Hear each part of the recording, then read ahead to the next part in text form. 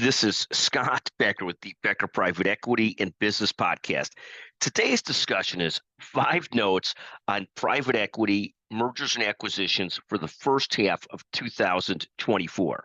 So here's 5 stats. And a lot of this comes in part from Bloomberg piece about the rise in PE and sort of the results so far this year. So credit to Bloomberg for some of this at least.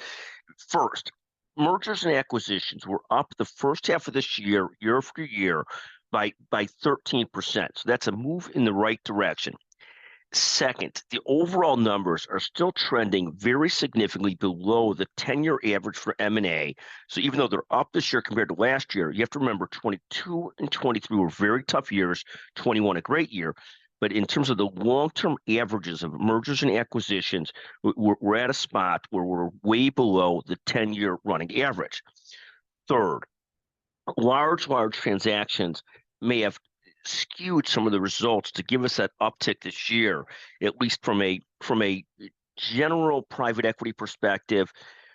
We're not seeing, at least in the people that I talk to, the funds I'm invested in, the people I work with at McGuire Woods, the other areas I sit on boards with, we're not seeing the large-scale return of bolt-on transactions just yet, given the interest rate environment and the margins that some of those bolt-ons are carrying, meaning not high enough to take the fragility of the leverage that goes with the higher debt rates currently.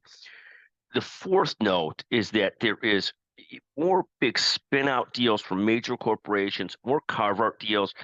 We're seeing more interest in sort of private equity funds also going after smaller publicly traded companies.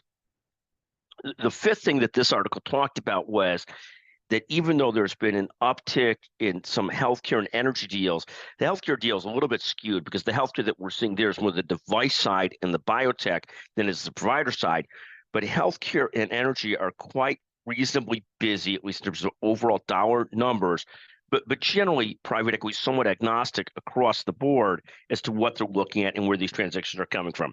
So again, deal flow up, dollar volume up for the first half of this year, but still well below historical averages. Thank you for joining the Becker Private Equity and Business Podcast, where we regularly discuss short business episodes, short private equity episodes, interviews with leaders, and a lot more. Thank you so much for joining us today on the Becker Private Equity and Business Podcast.